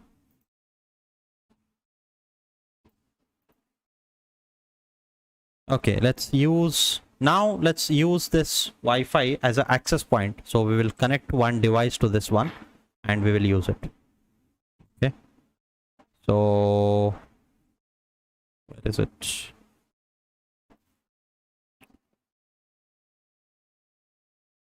Close the serial monitor first.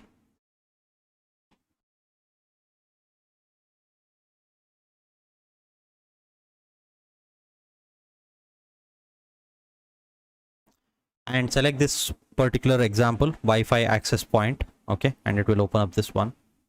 Close the other one.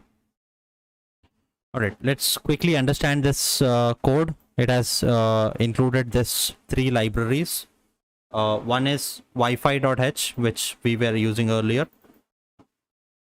The other one is Wi-Fi client, and the third one is Wi-Fi access point.ah, Wi-Fi ap.ah. Now, in this example, what we will be doing is we will control this. We have an internal LED, right? So this internal LED, we will control it from a different device, from a let's say your phone or a laptop. We can control this. We can turn on this LED bulb or turn off this LED bulb with a separate phone or a separate, from anywhere, from if you are connected to that router, okay, from any other device. This is an internal network, okay guys, this is not over internet, by the way.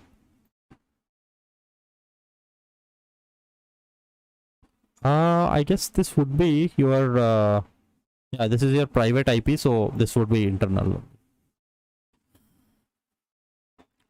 So here you have to give your so this is where you will define your access point. Let's name it BelkIoT, and password is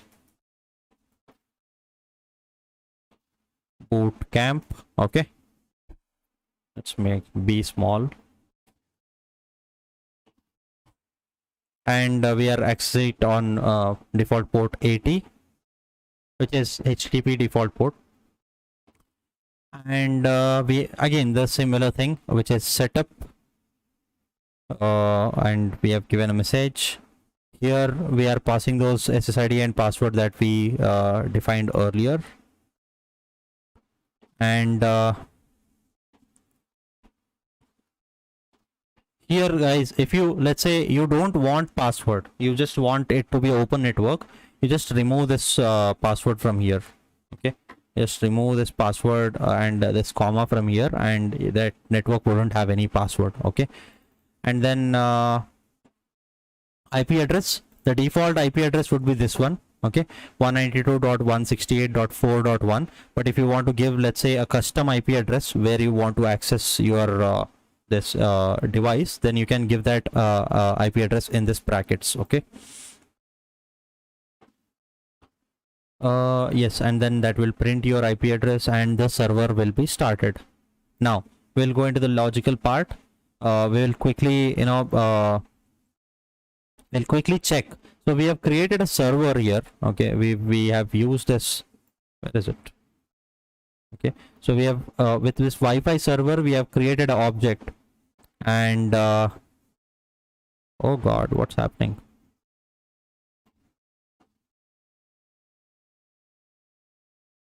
So that has a function which is called available. It will check if there is any call or not. If it is available, and it will give it into the client. If there is any call, or if there is any, let's say if anyone is sending some instruction to this ESP32, then it will start executing. It says a new client found or something like that, and then it will show the current line, and then and it will also check if this client is connected or not, and also if there is any information that is being that is coming from that, from, you know, if there is any connection that is coming from, if there is any request that is coming again from the client, and it will read the so we will basically send a character, you know, so to turn on the LED we will send H like they have mentioned here, and to turn off the LED we will send L. So these basically, for those who do know already, it's something called as REST API calls. Okay, these are REST calls that we are doing.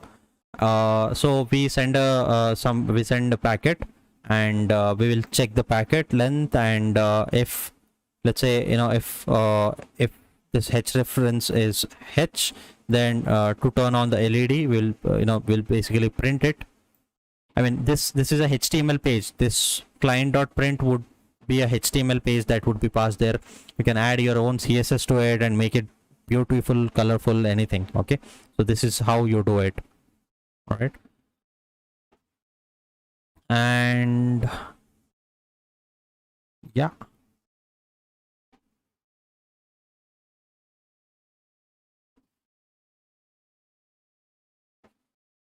and we are reading that current line, whatever we are getting, and we are storing it in a current line. And if that current line or the call that is coming ends with H, okay, you know, in the call you'll see, I'll show you.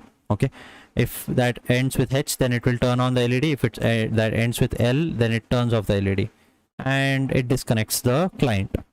That's it.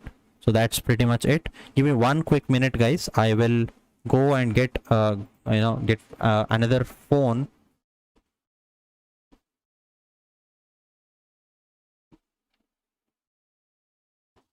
I'll get another phone with which we can, you know, control this LED bulb, or our ESP32 internal LED.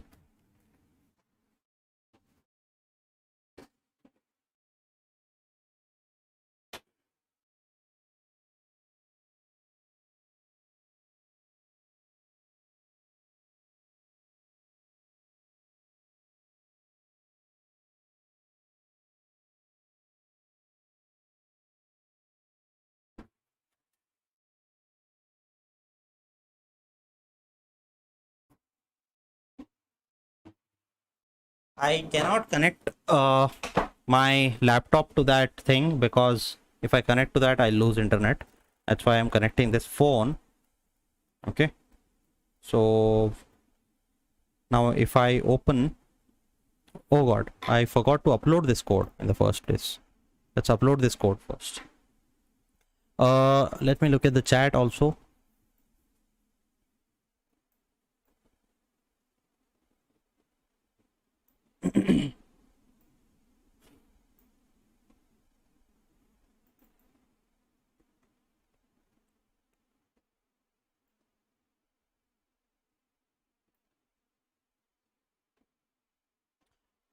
Okay, Shrey is here. Hey man. Yeah, Shrey is helping you guys a lot here in the chat, and also he's helping me with few things. Yes, yeah, yeah, minus 120. Oh, I didn't know this. Minus 120 being the minimum Wi-Fi strength and 0 being the maximum Wi-Fi strength. Okay, perfect, cool. All right, we have uploaded the code. Let's quickly see what we have at the IP address, or are we able to see that thing in the first place? Okay, so not sure which screen you are seeing, guys. Okay, so if you see this, oh god, this screen is actually broken, so I'm sure you are able to see BelkIoT here. Okay, so I am connecting to the BelkIoT. What was the password that we gave? Boot Camp. Yeah, B small. Boot camp. Okay. Connected. There is no internet because this is not connected to internet. So we will go to home page and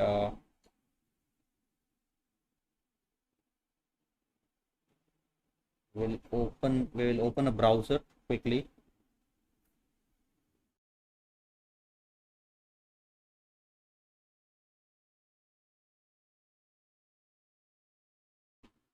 Okay, and we will navigate to http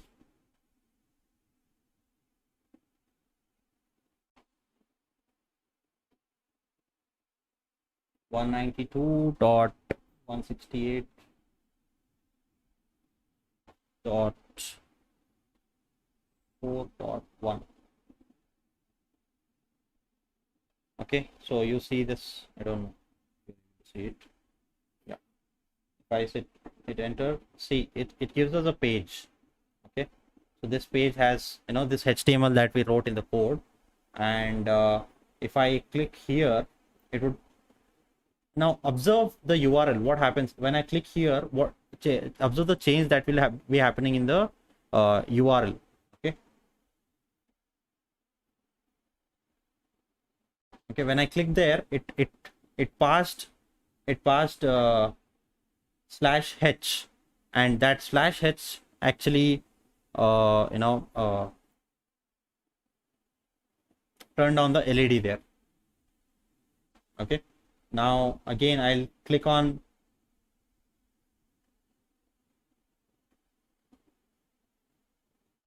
the turn off LED thing, and it will pass slash L, and the LED will be turned off.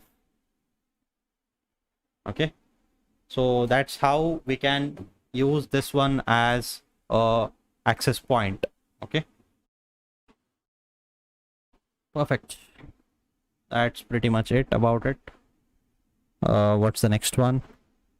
All right, we are just ahead of the time, just behind the time. The last one is Wi-Fi server. Okay,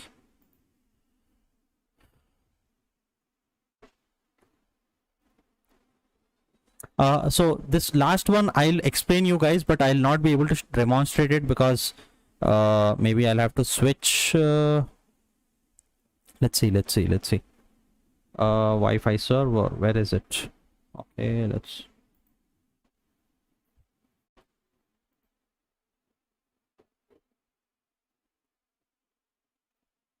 Wi-Fi, and where is Wi-Fi server? Yeah, simple Wi-Fi server, this one.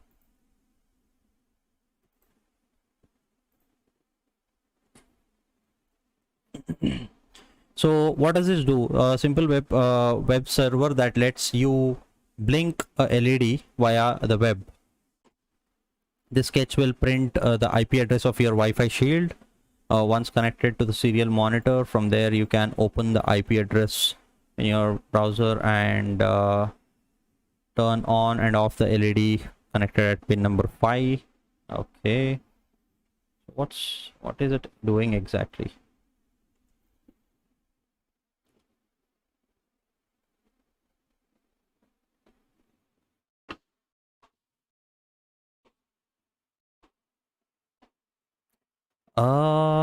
I guess it's one and the same.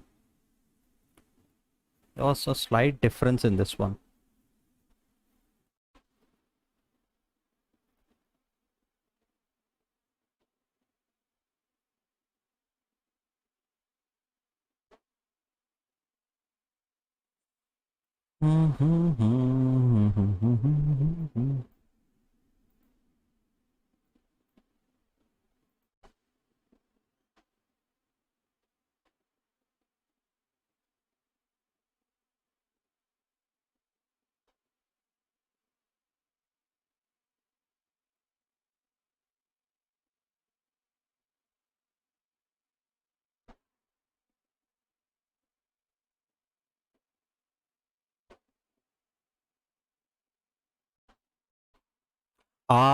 Okay. So guys, this this is a little different. Sorry, I completely forgot. Okay, so in this code, what we do is we basically, you know, connect this one to the router that we have. Okay, so I have you know, this one here, which is Belkeri Ask. Okay, so this is my Wi-Fi, and I'll connect my ESP32 to the Wi-Fi, and also I'll connect any of my phone to that Wi-Fi, and I'll control this ESP32 through the Wi-Fi router. Okay, so that's what we will be doing in this particular thing. Okay, so this means, and also like let's say, you know, once you connect this way, if you know, see, what is the difference between the earlier example and this example? In this example, you cannot, you know, connect in this example that we already did, you cannot connect internet to this Wi-Fi module, right? Unless you are connecting it to one more you know, some you can connect it only over Wi-Fi, right? So both modes cannot be possible at the same time, right? So now in this mode, we are being a access point, and someone is connecting to us and controlling our LED.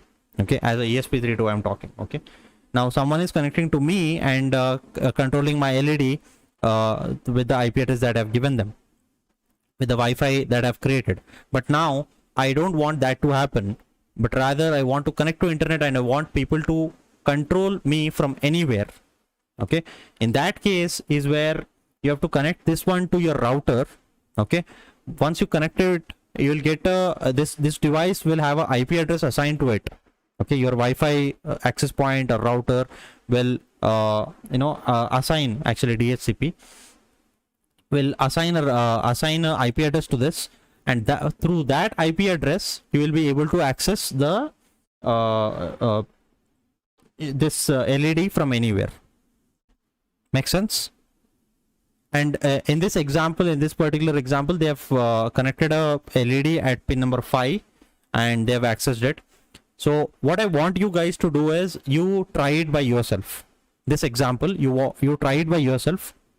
Okay, you try it by yourself by connecting pin number 5 at, so because the code is already available, you just have to, you know, use this simple Wi-Fi server. Try this example as it is, connect a LED at pin number 5 and see, and then once you run the code, you will be seeing the IP address in the serial monitor. To that IP address, connect with any phone or the same laptop or anything to connect over that IP address using the same URL like this, and try switching that LED. Okay, turn on and off. Once that is done, we have already earlier in the earlier example, we have done that bulb, right? Relay module. Okay, that relay module we have done it, and we are controlling that bulb. See if you can control that bulb with, you know, by this example. Very simple, right? Very simple. You just have to upload the same code. Rather than connecting that bulb at pin number 5, LED at pin number 5, you have to connect the relay modules in pin at pin number 5. Very simple assignment this week. I'm telling you the solution right away, because it's very tricky. It's tricky in connecting things. That's why I don't want you to, you know, fall behind logic and miss out on, and you know, end up in causing harm to yourself. So be careful while doing this, and connect these things, and you know, at pin number 5, or you can change this pin number. In this code they have messed it up a little. Rather than assigning a variable, they have mentioned pin number 5 everywhere.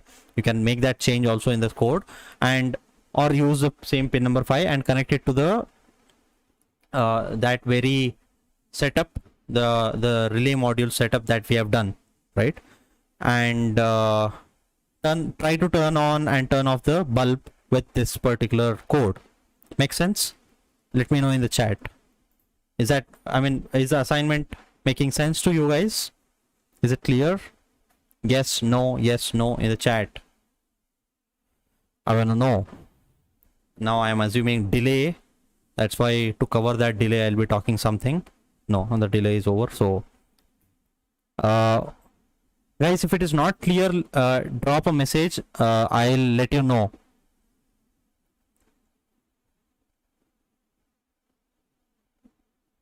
I'll repeat the assignment again. So there are 3 assignments in all. One assignment is try ultrasonic sensor, connecting, try doing some action with ultrasonic sensor. And the second one is, you try out this example, simple Wi-Fi server example. And to the same example, rather than connecting LED at pin number 5, connect that bulb, okay, that we have set up, that we have the connection that we have made. Simple, clear. Record a video and wait for Wednesday to get instructions on how to submit it. Okay. All right. With that, awesome. I think it was great. How was your learning this week? Interesting? Yes, no? Give me quick feedback and then we'll close with some music.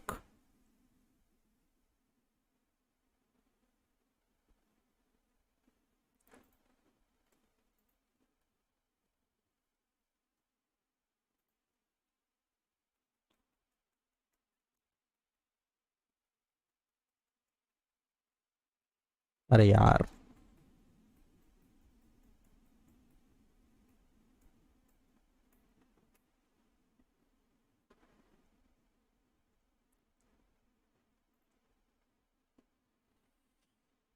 okay, pretty good. Only one. How about others? Were you able to understand or not?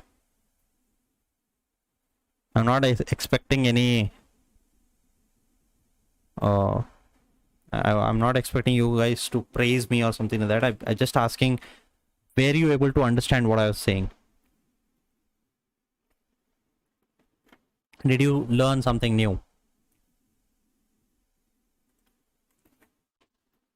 Perfect. All right. With that, let's close it. And I'll see you next week as is. And guys, we are heading towards the close of the whole thing. We are almost done. The next session probably would be connecting this and operating the whole thing from your Google Assistant or anything for that matter. And we will also look at few things about this the whole thing that we are building. This is not how the actual products are built. So how we can actually, whatever you're building, how you can make them into products that you can take to market. So we will touch upon those aspects also. Probably I'm hoping both of them we should be able to cover it in one session in the episode 5. If not, if it prolongs, we'll have to make a shorter session later also. That might be a 45-minute session only. So until then, just keep learning and applying whatever you have learned, and sharing is most important. I'm sure you might have seen my reel recently on BelkIoT account. That's what I shared. Yes, the next session is on 28th June, Sunday, 7 p.m. Until then, keep listening to the BelkIoT podcast. Guys, this week's BelkIoT podcast is super amazing. If you haven't heard it, go and listen to it, because we have talked about how IoT security is very important. What kind of we had Ayan Pava, who actually hacked into one of the reputed LED bulbs company. I mean, not company, but he hacked into that LED bulb, and he was able to make changes to that LED bulb without even opening that bulb. He shared that story in that episode. Go listen to it. It's very interesting. Okay, all right, I'll see you next week. Until then, keep doing awesome as always. Bye bye.